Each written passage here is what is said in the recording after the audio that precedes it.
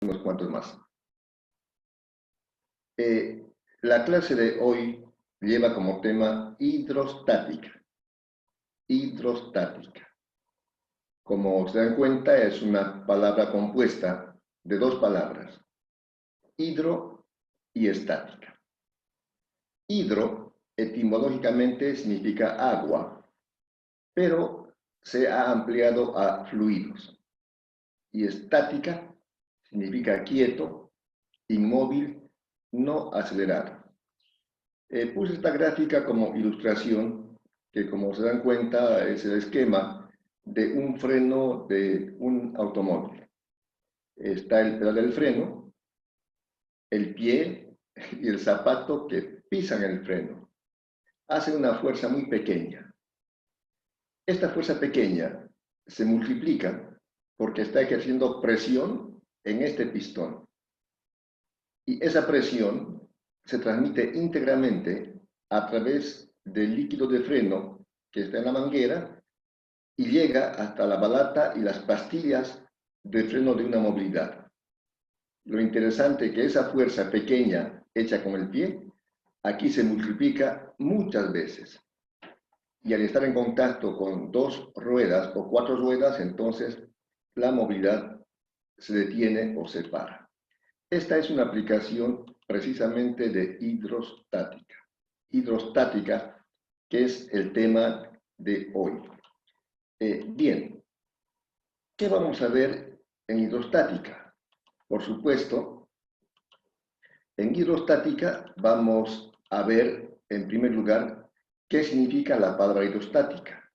Ya anticipé algo. Además de eso, vamos a recordar conceptos de fluidos. ¿Quiénes son los fluidos y por qué se llaman fluidos? También es importante ver las condiciones de equilibrio, porque estática o hidrostática estudia fluidos en equilibrio. Para eso será necesario recordar algunas propiedades físicas de la materia, particularmente de los líquidos y los gases. Y luego, aplicando estos conceptos y definiciones a los fluidos, veremos de qué depende la presión debido a un líquido en equilibrio. Y en hidrostática hay dos principios importantes, solamente dos principios importantes. El primero se llama principio de Arquímedes. Arquímedes fue el que analizó, razonó, pensó, experimentó y enunció un principio que lleva su nombre. Y el otro principio se llama principio de Pascal, otro matemático físico francés que igualmente analizó, pensó y enunció un principio que lleva su nombre. Estos son los dos principios importantes de hidrostática, que es el tema que nos ocupa en la clase de hoy. Bien, hemos dicho muchas veces, hay una pregunta que es la pregunta del más bajo nivel de conocimiento. Esa pregunta es importante hacerlo en todas las materias y en todos los temas para poder interpretar y conocer lo que queremos aprender. Esta pregunta es esta. ¿Qué? ¿Qué? ¿Qué? Una pregunta de mayor nivel de conocimiento es ¿por qué? Pero volviendo al tema, ¿qué estudia la hidrostática? Por ejemplo, ¿qué tema avanzamos hoy? Hidrostática. ¿Qué estudia la hidrostática? La hidrostática básicamente estudia a los fluidos. A los fluidos. Los fluidos son los líquidos y los gases.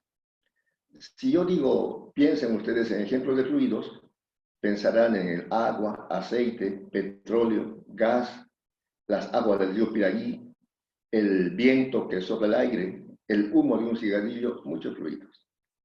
Pero sin embargo, como hidroestática, estática significa equilibrio.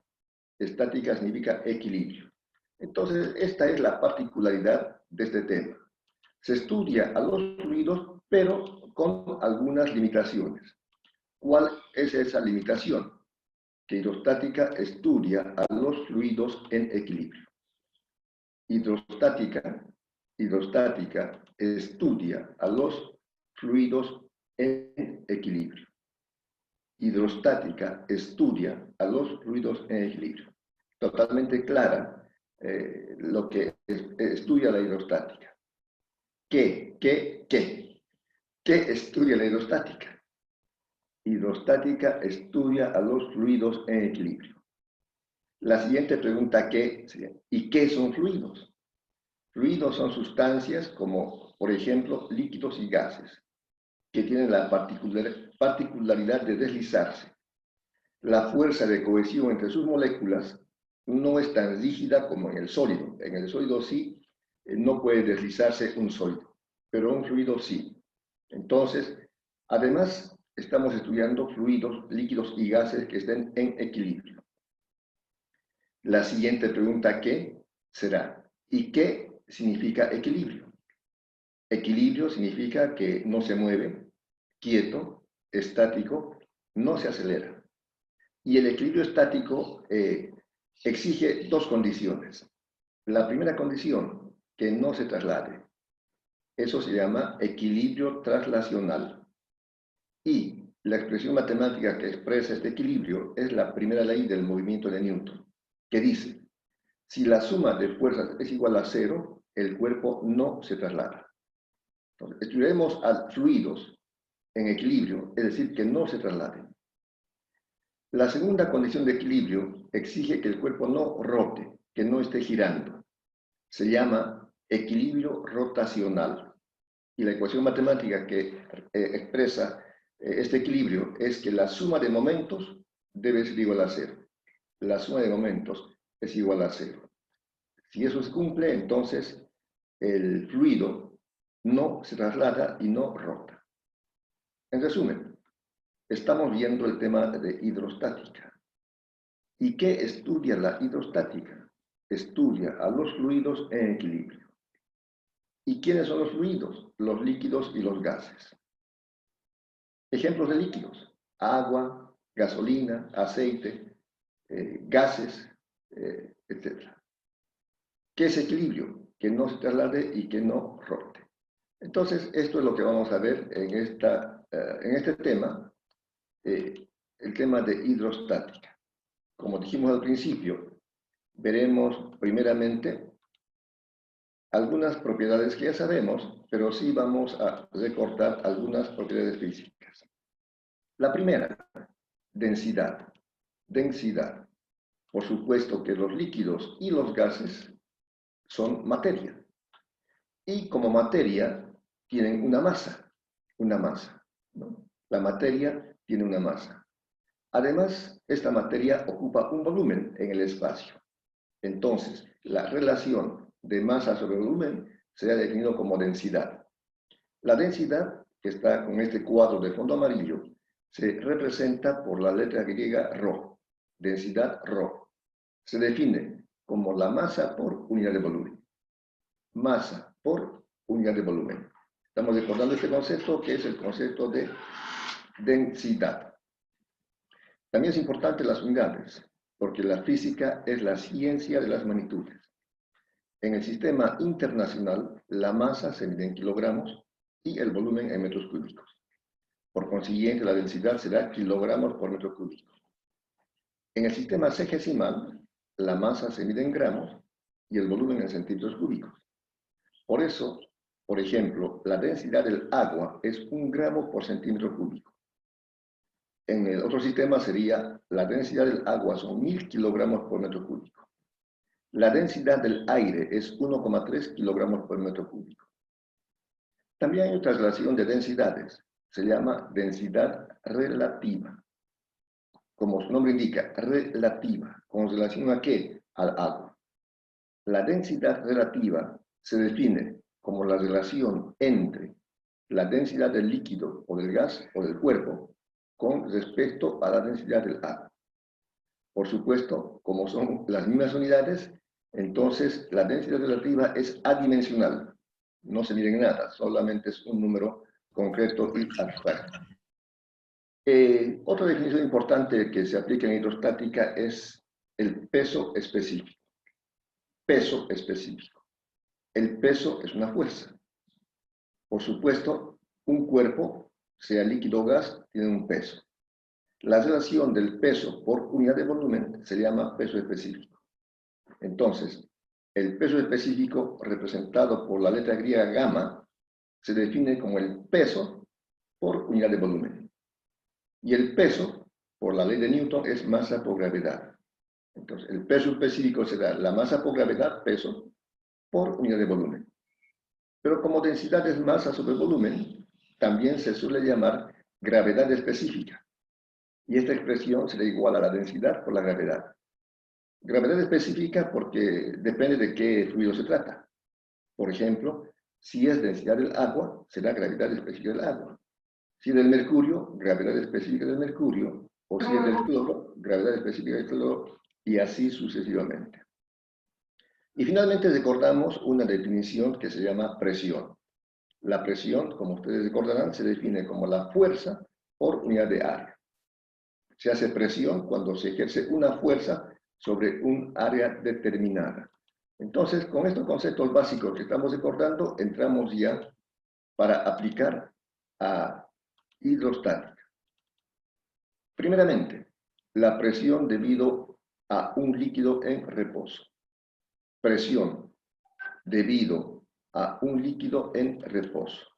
Como dijimos, hidrostática estudia a los fluidos en equilibrio, fluidos quietos, en reposo. Aquí en la gráfica se puede apreciar un recipiente cilíndrico abierto a la atmósfera, no está tapado. Este recipiente contiene un líquido, pintado aquí con color celeste.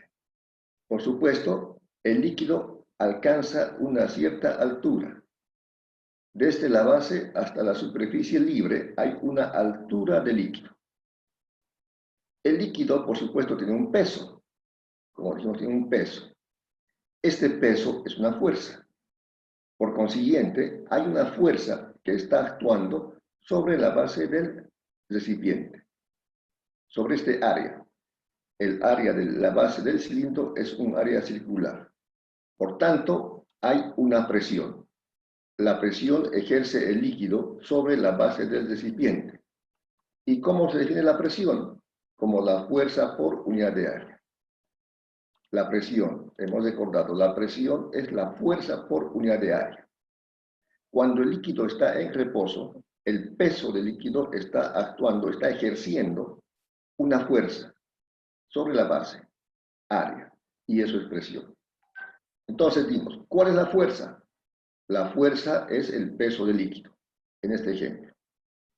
La fuerza F es el peso del líquido. Y por la ley de Newton, esa fuerza o ese peso es masa por gravedad. Vamos a poner la masa en términos de densidad. Si se acuerdan, densidad era masa sobre volumen, por consiguiente la masa será densidad por volumen. La masa será densidad por volumen. Entonces, reemplazando esta masa, ponemos masa igual densidad por volumen. Y por el otro factor que es gravedad.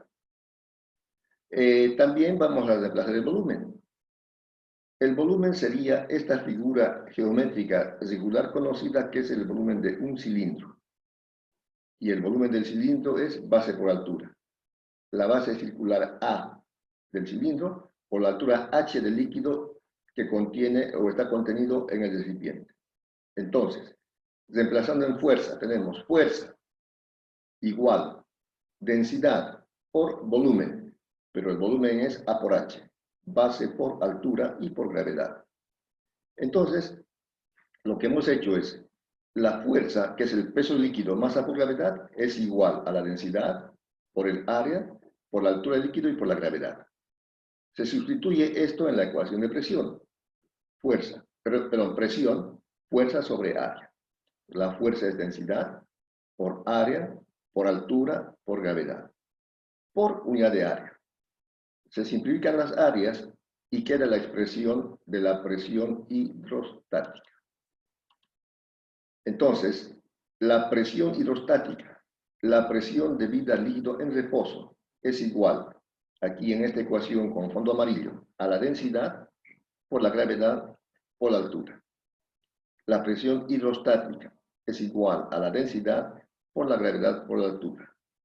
Dijimos muchas veces, es importante en una ecuación analizar los términos que están escritos. En el segundo miembro están lo que se llaman las variables independientes, o sea, las causas. Y en el primer miembro está la variable dependiente, o sea, el efecto. ¿Cuáles son las variables independientes? La densidad, la gravedad y la altura. ¿La densidad de quién? Del líquido de que se trate. Si es agua, si es mercurio, si es aceite, si es gasolina. La gravedad del lugar donde se encuentra, si se encuentra en el planeta Tierra o en la Luna. Pero principalmente de la altura. Si estamos en el mismo lugar y el mismo líquido, depende de la altura. La presión hidrostática depende básicamente de la altura que contiene el líquido en el recipiente.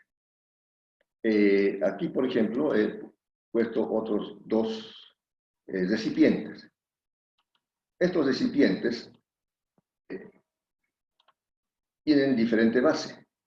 La base A es más angosta y la base B es más ancha. El nivel del líquido está a la misma altura. Uno podría pensar que el líquido de mayor base tiene mayor volumen de líquido. El peso será mayor, es cierto. Este peso será menor. Pero, interesantemente, la presión en la base va a ser la misma. ¿Por qué? Si es agua, densidad, agua. Agua en el tubo angosto y agua en el tubo ancho. Gravedad, si está en el mismo lugar, en el laboratorio o en su casa, la gravedad es la misma. Y la altura, en el ejemplo, se puede apreciar que es la misma. Por lo tanto, la presión en el punto A, base angosta, será igual a la presión en el punto B, base ancha. Esto para ejemplificar que la presión depende de la altura. Hay otro término que también se aplica en algunos problemas, se llama la presión absoluta. La presión absoluta se considera cuando se toma en cuenta la presión atmosférica. Dijimos, los recipientes, los tres, están abiertos a la atmósfera. O sea que el aire, que es un fluido, también hace presión. Así como el líquido hace presión en la base, el aire, la atmósfera, hace presión en la superficie libre del líquido. Aquí hay una presión atmosférica. Aquí, en todas las superficies. Se pone como símbolo P sub 0, la presión atmosférica. Entonces, la presión absoluta se define como la suma de la presión atmosférica más la presión hidrostática. Por ejemplo, la presión en el punto B será igual a la presión atmosférica que está actuando aquí en la superficie libre, más la presión hidrostática del líquido, que es densidad por gravedad por altura. Entonces, quedan estas dos expresiones. La primera, presión hidrostática, densidad por gravedad por altura. La segunda, presión absoluta, que es la presión atmosférica, más la presión hidrostática, que es densidad, gravedad por altura. Entonces, para recordar, esa es la presión debido a un líquido en reposo. En hidrostática hay situaciones interesantes. Por ejemplo, una de ellas se llama la paradoja hidrostática. La paradoja hidrostática. Ustedes pueden apreciar en la fotografía una ciudad española. Se llama Segovia. Y esta obra civil de arcos de piedra se llama el Acueducto de Segovia. Recordarán ustedes que el Imperio Romano, en su época de conquista, conquistó gran parte de Europa, entre ellas España. España fue conquistada por los romanos. Hicieron muchas construcciones. Una espectacular está en Granada, es la Alhambra de Granada. No, eso fueron de los persas. Pero los romanos hicieron este acueducto. ¿En qué consiste? Consiste en hacer un conducto para que el agua vaya de un lugar en el extremo, traigan por el canal, por el acueducto, al otro extremo más alto. Lo que pasa es que los ingenieros romanos no conocían este principio hidrostático llamado paradoja hidrostática. Aquí en el esquema izquierdo tenemos un recipiente que está en contacto en la base. Sin embargo, hay otras salidas, por decirlo así, de diferente forma y volumen. Aquí tenemos como un cono invertido, aquí un tubo delgado, aquí más ancho, aquí diferente. Cuando se vierte el agua en cualquiera de los tubos, en este angosto, el agua o el líquido se traslada por el conducto y alcanza el mismo nivel, la misma altura en todos los tubos. Eso no conocían los romanos. Por eso cuando quisieron traer agua de este lugar hasta este lugar, tuvieron que hacer esta construcción. Como pueden apreciar, es de una altura de casi unos 5 pisos, unos 20 metros de altura, y la longitud son de 700 metros. Ahora ya queda como un monumento histórico de cómo fue el acueducto. Noten la altura grande que tiene comparado con la altura de una persona, ¿no? Una persona, porque es un lugar turístico donde pasan movilidades, etcétera, por bajo de los arcos.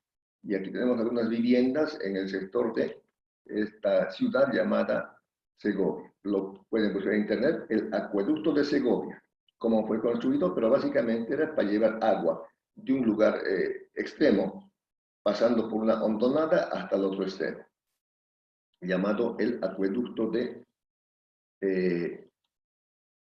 Segovia. Bien, Eureka. Eureka es una palabra que significa lo encontré, lo encontré. Esa palabra Eureka fue pronunciada por Arquímedes. Arquímedes tenía una tarea.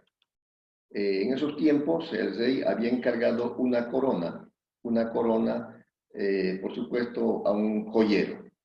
Entonces, cuando la corona estaba terminada, la gran duda era si toda la corona era totalmente de oro, porque podría haber hecho de bronce o de plomo y luego bañarlo en oro. Entonces, ¿cómo saber si era de oro o de otro metal sin destruir la corona? Era la tarea de Arquímedes. Y una de las formas de encontrar eso es saber la densidad.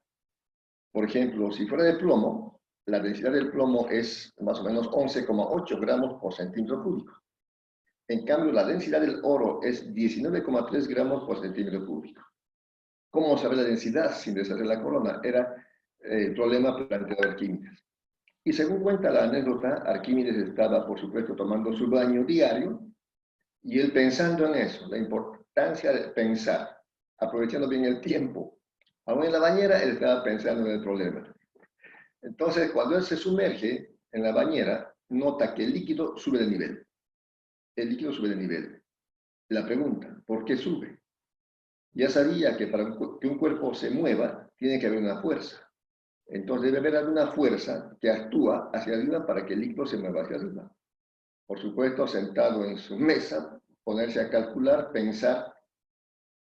Y él, por supuesto, después de analizar, pensar, razonar, encontró el principio que lleva su nombre. Se llama principio de Arquímedes. ¿En qué consiste esto? Principio de Arquímedes, como les dije, es uno de los principios importantes de hidrostática. Aquí tenemos una piedra, un cuerpo de forma cualquiera, pesado en el aire. Un dinamómetro utilizado para determinar el peso. El peso es una fuerza vertical hacia abajo. Es la atracción gravitacional que la Tierra ejerce a otros cuerpos. Entonces, el peso en el aire indicado en el dinamómetro es de 8 newtons. Peso real. Aparentemente es real. Es de 8 newtons. Cuando este cuerpo se lo sumerge totalmente en un líquido, por ejemplo en agua, se notaba una experiencia diferente. El peso ya no era 8 newtons, el peso era 5 newtons. Entonces Arquímedes pensó, ¿eso qué significa? Tiene que haber una fuerza contraria al peso. El peso está aquí dibujado con un marcador rojo y la fuerza que se opone a este peso cuando es sumergido es vertical hacia arriba pintado con marcador verde. Entonces, pensando, razonando, experimentando. ¿Qué otra cosa? El nivel del líquido estaba, por supuesto, más abajo, en el recipiente. Y cuando se sumerge la piedra o el cuerpo, el nivel sube hay un líquido desplazado.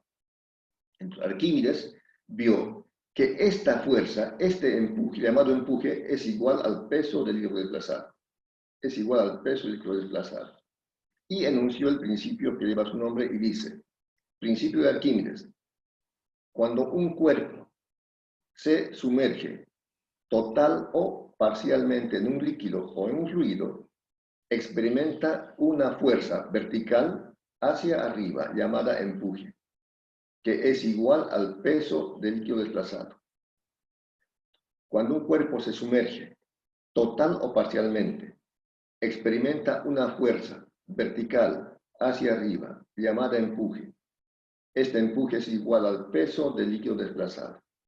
A eso se llama principio de Arquímedes. Lord Kelvin dijo, lo que sabemos de física tenemos que expresarlo a través de ecuaciones matemáticas. Entonces, la ecuación matemática que expresa el principio de Arquímedes es una fuerza. Esa fuerza se llama empuje. Y es el peso del líquido desplazado. El peso, como dijimos anteriormente, es masa por gravedad. ¿Masa de quién? Masa del líquido desplazado por la gravedad.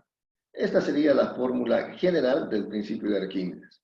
Ahora, se pueden escribir otras formas diferentes, reemplazando algunos factores en función de otras variables. Por ejemplo, la masa, dijimos, es densidad por volumen. Otra forma de escribir el empuje sería empuje igual masa, pero la masa del líquido será densidad del líquido por volumen del líquido por gravedad. Cuando está totalmente sumergido, el volumen del líquido desplazado es igual al volumen del cuerpo sumergido. Si está totalmente sumergido, el volumen del líquido desplazado es igual al volumen del cuerpo sumergido. Entonces, esta ecuación también se la puede escribir de esta manera. Empuje igual densidad del líquido desplazado por volumen de cuerpo sumergido y por la gravedad. Y el volumen de cuerpo sumergido se puede poner en términos de la densidad. De esa manera, con el principio de Arquímedes también se puede encontrar la densidad de un cuerpo, y fue así como Arquímedes encontró la densidad de la corona de oro que él tenía como tarea. Este es un principio importante de hidrostática, principio de Arquímedes, que voy a repetir el enunciado una vez más. El principio de Arquímedes dice, cuando un cuerpo se sumerge total o parcialmente en un líquido o fluido, experimenta una fuerza vertical hacia arriba llamada empuje, que es igual al peso del líquido desplazado. En resumen, el empuje es una fuerza que es igual al peso del líquido desplazado. Ese es uno de los principios que se estudia en física. El otro principio importante se llama principio de Pascal. Blaise Pascal, filósofo, físico, matemático, francés. Genio precoz, ¿no? Y de clara inteligencia. Su entusiasmo juvenil por la ciencia se materializó en importantes y precursoras relaciones a la física y a las matemáticas. Entonces, un físico matemático que vivió poco tiempo, de 1623 a 1662, cerca de 40 años. En la gráfica se puede apreciar que estaba haciendo algunos experimentos, con lo que ahora también se llama el barómetro para medir la presión atmosférica. Tiene un recipiente con agua y un tubo, seguramente de vidrio. Entonces, si el tubo está abierto, existe presión en el tubo. Si el recipiente con el líquido está abierto, existe presión. Estas presiones tendrían que ser las mismas y la presión atmosférica en esta superficie del líquido amplio debería ser igual a la presión en el tubo capilar. Y así fue descubriendo lo que es el barómetro que sirve para medir la presión. Aparte de eso, Blaise Pascal era aparte de filósofo, recuerden la etimología, filos, amor, ciencia, amor a la ciencia. Pero un aspecto importante que este señor creía evidentemente en el Dios creador y escribió muchas frases. Por ejemplo, esta que está a la derecha, dijo Blaise Pascal. La fe es esto, Dios que habla al corazón, no a la razón. Blaise Pascal. Si se acuerdan de filosofía, cuando estudiantes de colegio, También este filósofo dijo que el corazón tiene sus razones que la razón no puede comprender. Entonces, muchas veces la fe que uno experimenta en Dios no es razonable. Estaba leyendo esta mañana un dicho de una autoridad en el mundo que dice, bueno, no nos importa lo que diga Dios, nosotros somos científicos.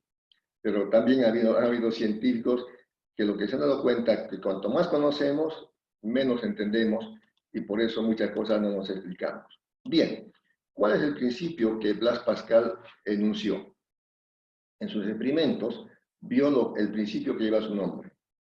En esta gráfica tenemos un balón, un recipiente más o menos esférico con un cuello largo. Entonces, cuando se llena de un fluido y se lo tapa, un fluido tapado, encerrado, si se hace una fuerza sobre el émbolo, una fuerza sobre el área circular, se hace una presión. Uno pensaría, aparentemente de forma lógica, que si hago presión en la parte superior, la presión sería mayor en la parte inferior, en la base. Pero no es así. Pascal demostró que esta presión que se hace en la parte superior es la misma en cualquier punto del fluido encerrado. En las paredes del cuello del balón, en la parte superior del balón, en las partes laterales, en las partes diagonales o en la base misma. Algunos otros ejemplos ponen aquí una especie de tapones. Un tapón aquí, un tapón en cada lugar. Imagínense, ahí están los 7 tapones. Cuando se hace presión en la parte superior, uno pensaría que el tapón que va a ceder sería la base, pero no. Según el experimento de Pascal, todos los tapones ceden simultáneamente con la misma presión. Eso le permitió experimentar y hacer lo que básicamente es el esquema de una prensa hidráulica. Aquí tenemos un esquema de lo que se llama la prensa hidráulica. Un cilindro que tiene un pistón y en la parte inferior un líquido que va en contacto con otro recipiente de mayor diámetro y mayor superficie. Cuando se hace presión, se aplica una fuerza F1 sobre la superficie S1, eso es presión. Recuerden, presión es fuerza sobre área. La presión 1 será la fuerza 1, fuerza pequeña, sobre la sección o área S1, área pequeña. Como Pascal demostró, esa presión se transmite totalmente, íntegramente a todos los puntos del recipiente, del líquido, a las paredes y por supuesto al otro punto. Para contrarrestar aquí habrá que hacer se multiplica la fuerza, una fuerza 2 mucho mayor, en el área 2 también mayor. Entonces, la presión en la parte ancha será fuerza 2 sobre superficie 2. Pascal comprobó que estas dos presiones en la parte angosta y ancha son iguales. Y eso permite multiplicar fuerzas pequeñas y transformarlas en fuerzas grandes. El enunciado dice, lo voy a leer, la presión ejercida sobre un fluido confinado, tapado, encerrado, no está habitual en la atmósfera. La presión ejercida sobre un fluido confinado se transmite íntegramente a todos los puntos del fluido y a las paredes del recipiente que lo contiene. La presión se transmite. Entonces, este principio es importante y tiene muchas aplicaciones en muchos aspectos de la vida práctica. Aquí he puesto algunas fotografías de aplicación de este principio. Por ejemplo, en los servicios de mantenimiento de automóviles, hay este esquema, que es un esquema basado en la prensa hidráulica, aplicando el principio de Pascal.